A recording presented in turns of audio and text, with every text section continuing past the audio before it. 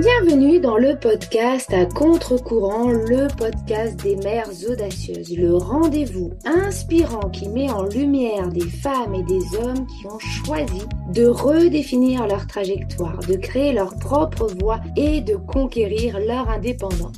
Je suis votre hôte, Nathalie Grimaud-Morvillier, et je suis honorée de vous accompagner dans ce voyage extraordinaire. Après plus de 15 ans en tant que salariée dans le domaine du marketing digital et après 4 discriminations à la maternité, j'ai décidé de prendre mon indépendance pour mieux profiter de mes enfants sans renoncer à ma carrière professionnelle. Avec la tribu digitale, j'aide désormais les parents à en faire de même. Dans ce podcast, à chaque épisode, nous vous présenterons des histoires captivantes de mères audacieuses, de pères engagés, mais surtout de parents déterminés qui ont trouvé le courage de se réinventer pour mieux concilier leur vie personnelle et professionnelle. Qu'il s'agisse de maman, de papa ou de famille, notre podcast est un espace où chacun peut trouver une source d'inspiration, de conseils et de perspectives pour embrasser un avenir empreint de flexibilité, d'épanouissement et de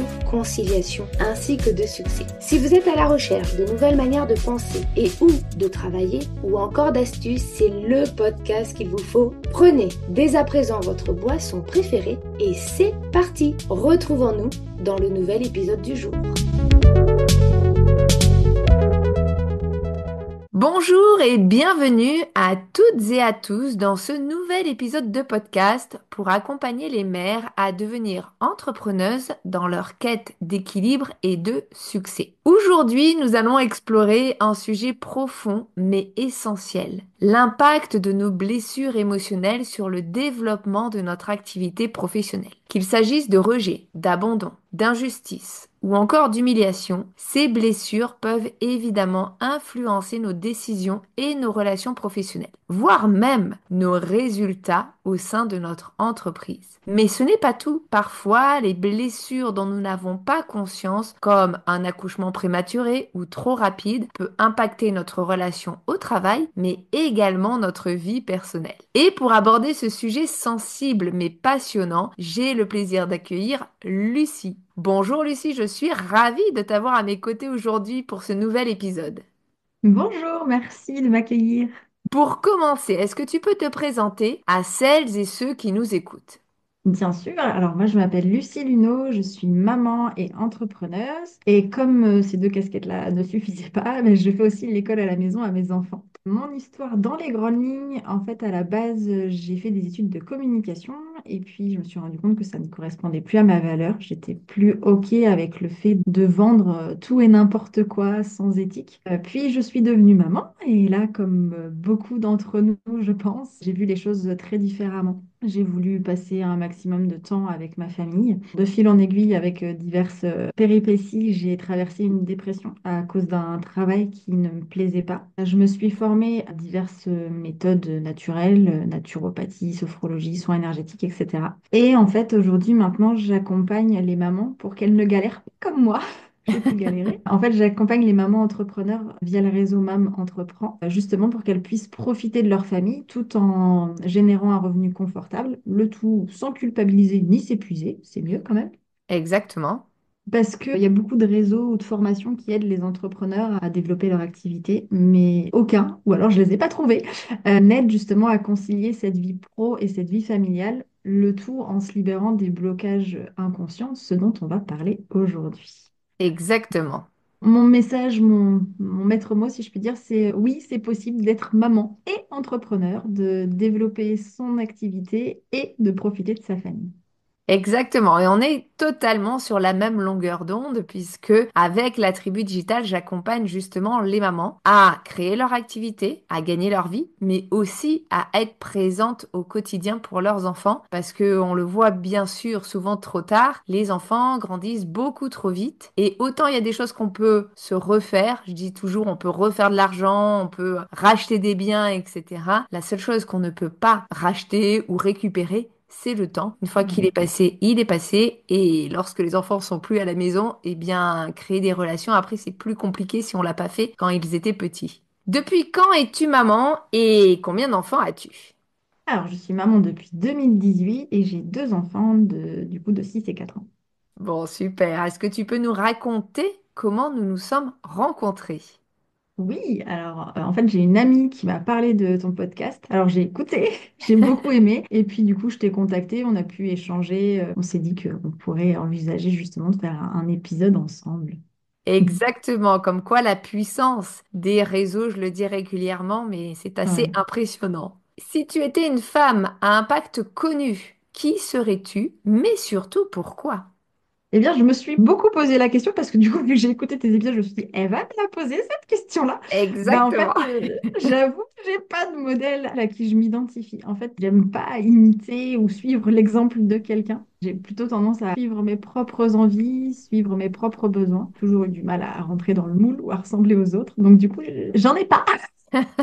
En fait, je fais en sorte justement d'être cette femme à impact, comme tu dis, pour impacter le monde, pour le rendre meilleur, notamment en aidant un maximum de mamans à devenir libres financièrement, à profiter de leur quotidien en famille. Parce qu'en fait, pour moi, plus les mamans pourront prendre le temps de montrer à leurs enfants que oui, c'est possible de profiter de la vie au lieu de la subir, de leur donner la foi du tout est possible, meilleures seront nos vies à tous demain et meilleure sera la vie de nos enfants. Bref, en fait, l'idée, c'est vraiment de créer un mouvement de mamans pour qu'elles puissent créer le quotidien qui leur ressemble, qu'elles puissent vraiment profiter de leur vie. Et comme j'ai vécu le quotidien en mode roue du hamster qui tourne, et ben, je trouve ça trop dommage en fait que la plupart des familles vivent ça. Donc, ben, je veux contribuer à changer tout ça.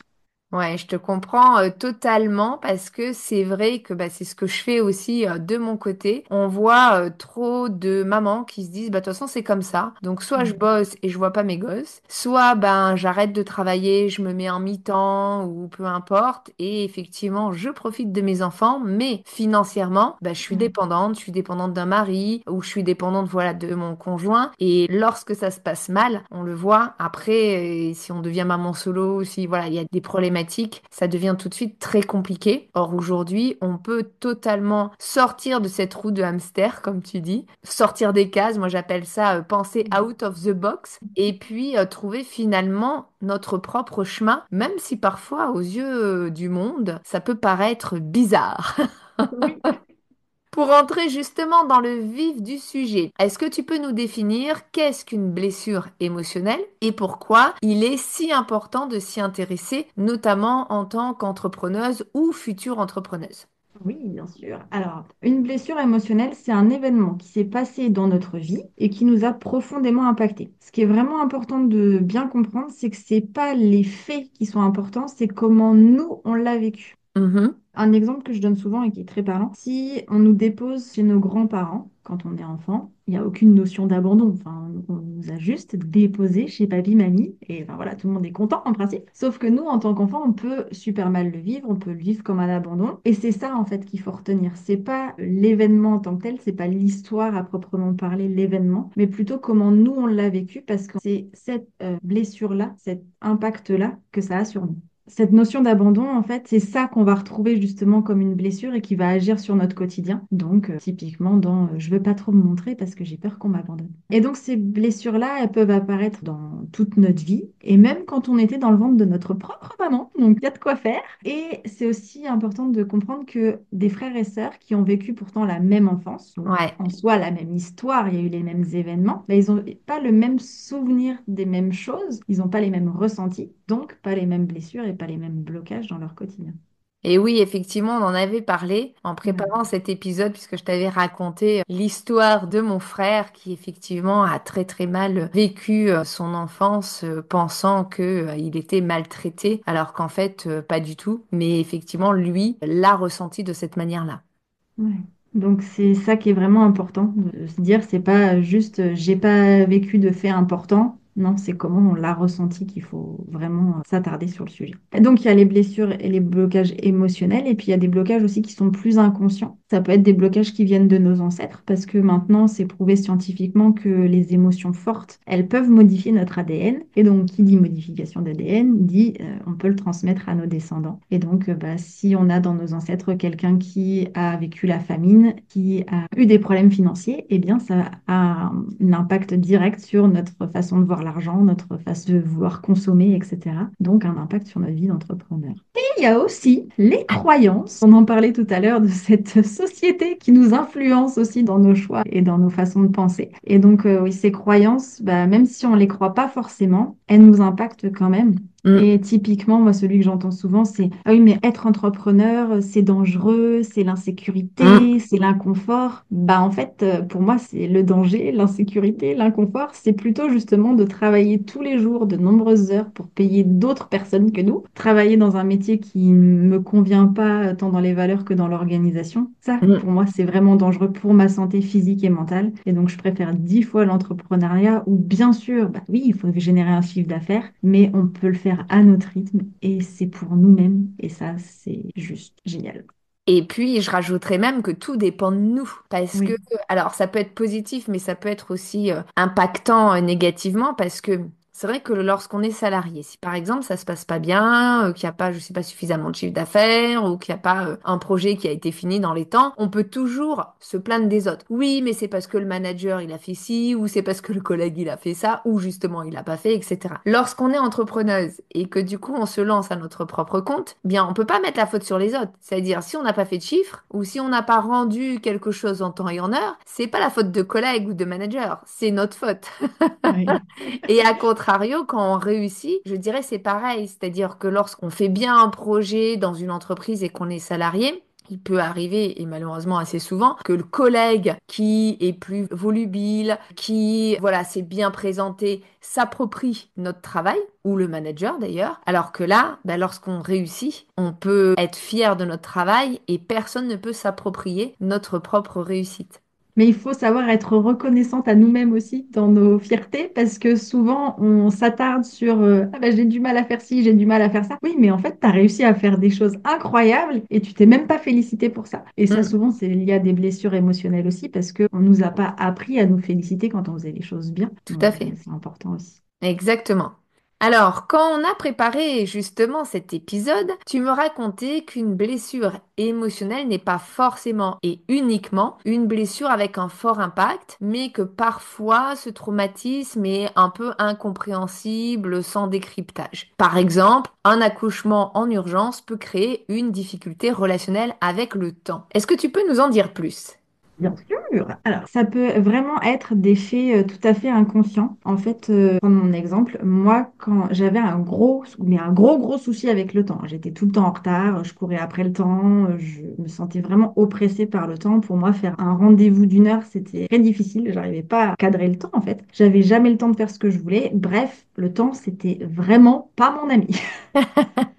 En fait, en faisant un soin, ben, je me suis rendu compte justement que c'était lié au fait que mon accouchement, donc le moment où je suis née, hein, Quand tu étais euh, vraiment bébé, en fait, et que tu es voilà, ma sortie du naissance à ventre de moi, ta maman.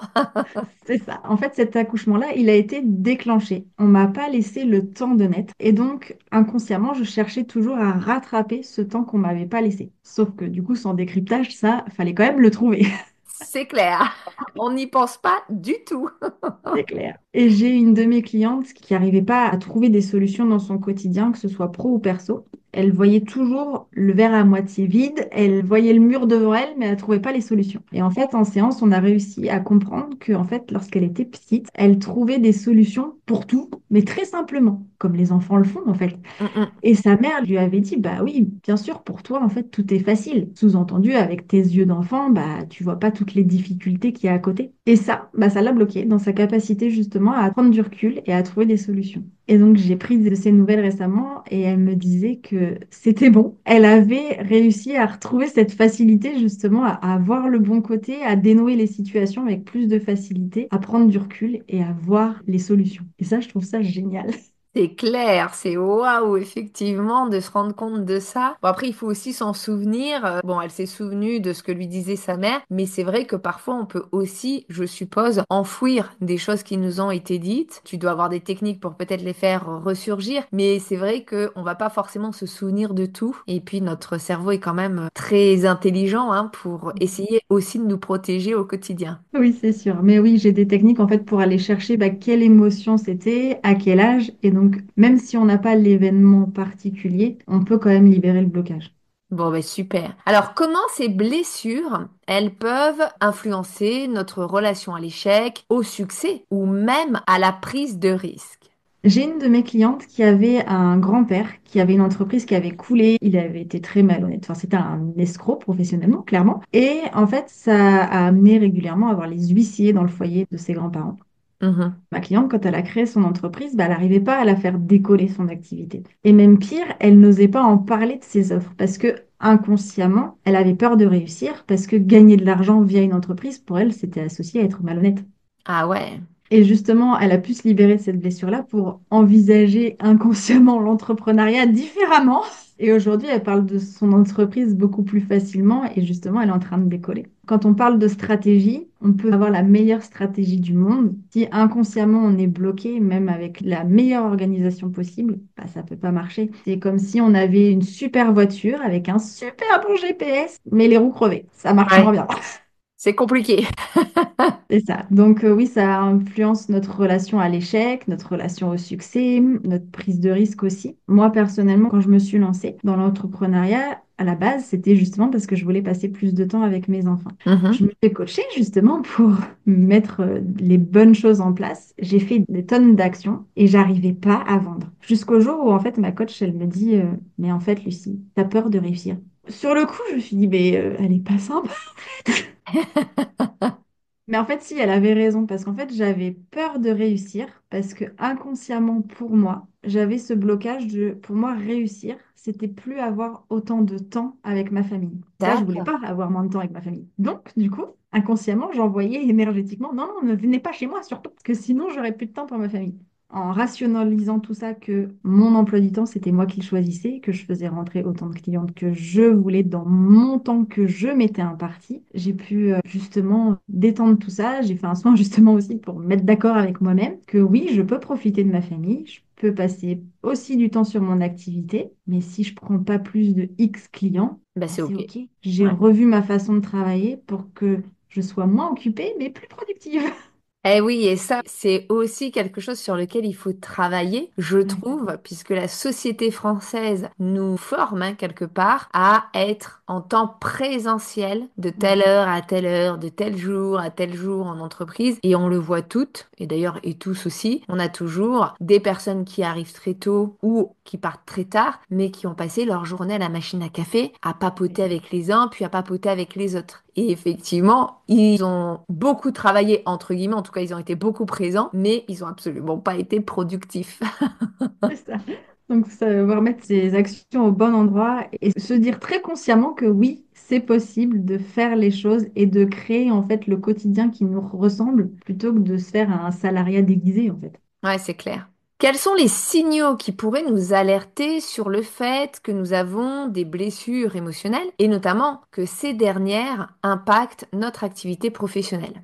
Alors, typiquement, c'est tout ce qu'on va avoir tendance à dire, c'est plus fort que moi. Le c'est plus fort que moi, j'arrive pas à parler aux gens, à parler de mon entreprise. En fait, c'est juste que je veux pas me montrer, j'ai peur qu'on me juge. Et donc là, il y a des blessures émotionnelles qui se cachent derrière. Ça peut Mhm. être c'est plus fort que moi, j'arrive pas à parler de mon offre, j'arrive pas à dire mes tarifs, je fais des tarifs super bas. Mm. Parce qu'en fait, on n'a pas une bonne estime de soi ou un beau syndrome de l'imposteur. Donc ça, c'est pareil aussi, c'est lié à des blessures. Ça peut être aussi, c'est plus fort que moi, je procrastine et quand il y a quelque chose que je dois faire, je sais très bien que je dois le faire, mais je trouve toujours quelque chose d'autre pour remplacer. Ça, c'est les belles stratégies d'évitement aussi, qui sont liées aussi à des blessures émotionnelles. Donc le plus fort signal, celui qui est le plus facilement repérable, c'est le c'est plus fort que moi, où je suis bloquée, comme s'il y avait un mur invisible devant moi qui m'empêche de faire ce que je veux. Et ça Mhm. me paraît une montagne infranchissable. Je ne sais pas par quel bout le prendre. De manière générale, on a tous des blocages et ils nous Mhm. impactent plus ou moins en fait.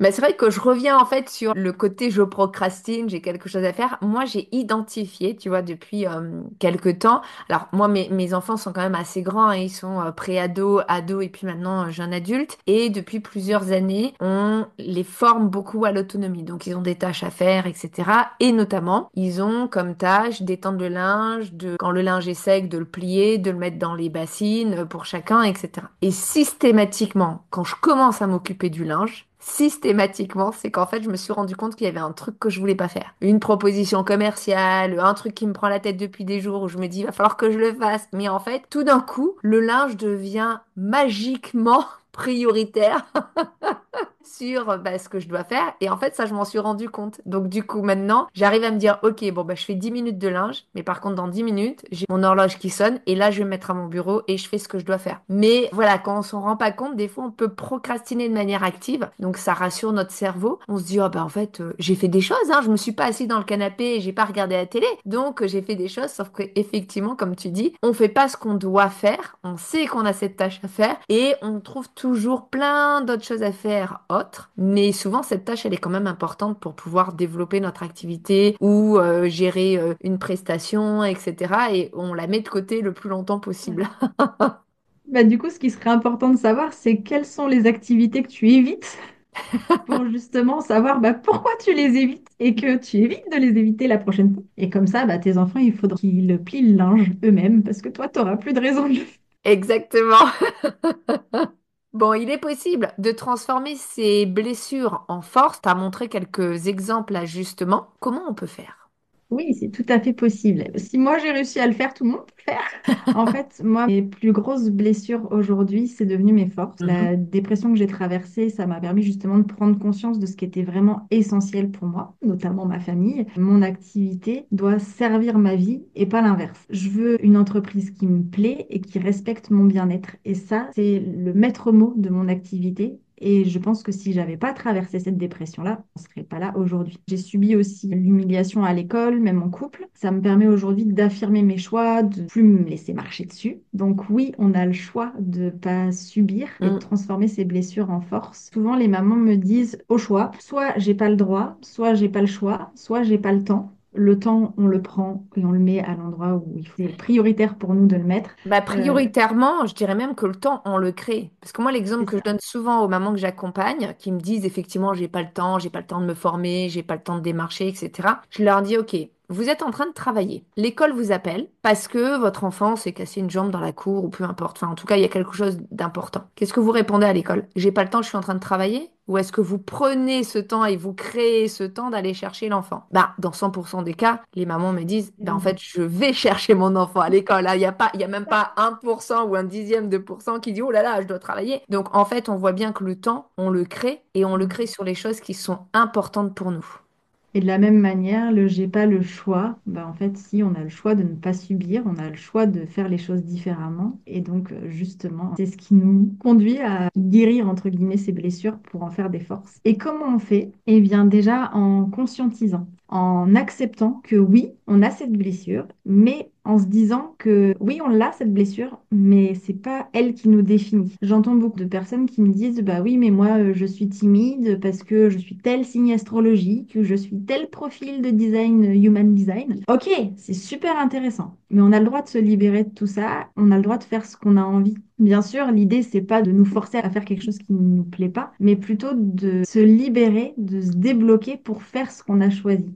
Ouais, je suis totalement d'accord avec toi. On a toutes, hein, de toute façon, un passé qui nous a forgés. Et moi, je le dis aussi souvent, tu vois, on se rejoint, c'est ça qui est génial, c'est qu'on se rejoint sur plein de manières de penser. Mais je dis souvent, pareil, aux mamans que j'accompagne, je dis en fait, soit tu te poses en victime et tu subis ta vie ad vitam aeternam, même si tu as subi quelque chose en fait de grave, tu as la possibilité de devenir actrice de ta vie et de changer la donne. C'est-à-dire, ok, tu as vécu quelque chose de dramatique précédemment, qu'est-ce que je fais? Est-ce que je me pose en victime en disant, oh là là, je suis victime et rien ne bouge? Ou est-ce que je me dis, bon ok, j'ai subi ça, ok, c'était pas cool, c'était même parfois très difficile, mais finalement, je ne veux pas le faire subir à mes proches ou je le dépasse pour pouvoir avoir la vie que je souhaite avoir et comme tu dis, du coup, ne pas la subir.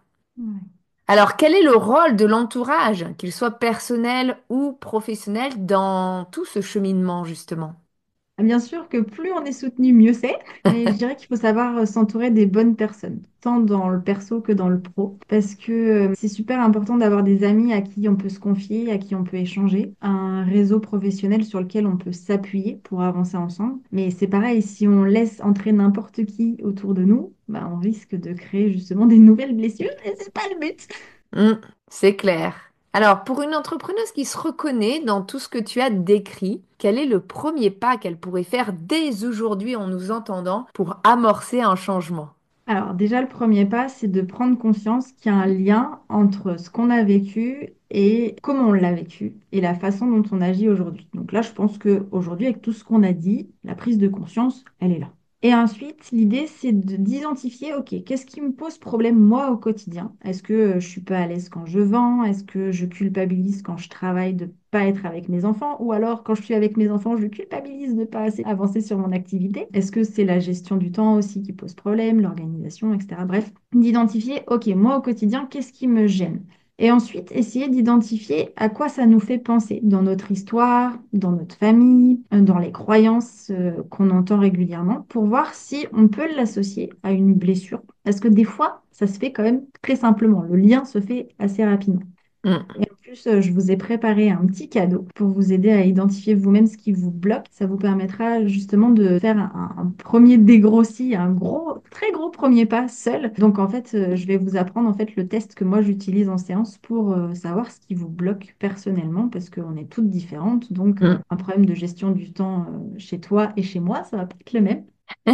Donc, si vous voulez que je vous envoie ce cadeau, n'hésitez pas à m'envoyer un petit message sur mes réseaux sociaux. Donc, Instagram, ça va être Parents détendus et sur Facebook, c'est Lucie Luno, tout simplement. Et comme ça, je vous envoie avec plaisir ce cadeau-là. Ça fera un complément de notre échange et ça vous permettra de voir vous personnellement qui vous embête. Voilà. Génial, ça c'est top. Et pour s'en libérer complètement, bah, le mieux, c'est de se faire accompagner pour justement libérer ces blocages parce que seul, on ne peut pas le faire. On n'a pas une vision globale et notre ami le mental, il a tendance à nous faire oublier une partie justement de notre histoire. Et comme je vous disais avec moi et ma coach, moi, je l'avais pas vu venir, hein, cette peur de réussir, je l'avais pas du tout vu ça. D'où l'intérêt justement de ne pas rester seul et de se faire accompagner, c'est vraiment super précieux. Exactement. Et c'est vrai que souvent, en tout cas, moi je trouve qu'il est très important d'investir en soi. On a toutes, bon, des forces, des faiblesses, on a toutes une histoire personnelle, mais pour pouvoir devenir une meilleure version de nous-mêmes à l'avenir, on ne peut pas le faire toute seule. Et donc, investir sur soi, je trouve que c'est le meilleur cadeau, hein, tout simplement, qu'on puisse se faire à nous-mêmes. Tout à fait.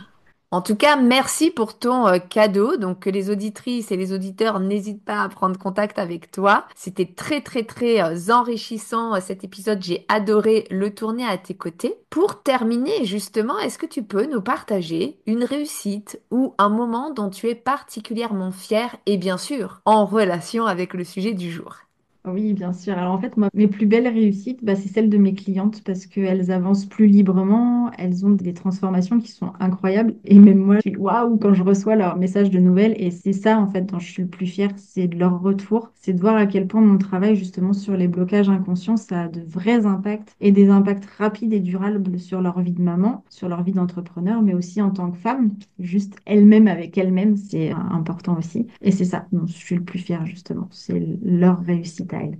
Ouais, c'est vrai que c'est un super cadeau. Je dis Mhm. toujours, en tout cas moi pour les mamans que j'accompagne, que mon meilleur cadeau, c'est quand je les vois réussir. Donc je comprends totalement ce partage, en tout cas que je partage aussi, tout comme toi. En tout cas, merci beaucoup Lucie pour cet échange riche et inspirant. Ce que je retiens aujourd'hui, c'est que nos blessures ne définissent pas notre valeur ni notre potentiel, qu'on peut en faire un travail d'introspection, qu'on peut se faire accompagner, qu'on peut utiliser aussi les bons outils et que tout ça peut nous permettre de transformer nos vulnérabilités en force et d'avancer avec encore plus d'authenticité dans notre parcours entrepreneurial. Si cet épisode vous a touché, n'hésitez pas à le liker, le commenter ou tout simplement à le partager avec d'autres mères qui en auraient besoin. Vous pourriez être à l'origine d'un changement radical. En attendant notre prochain épisode, je vous souhaite à toutes et à tous une très belle journée, après-midi ou soirée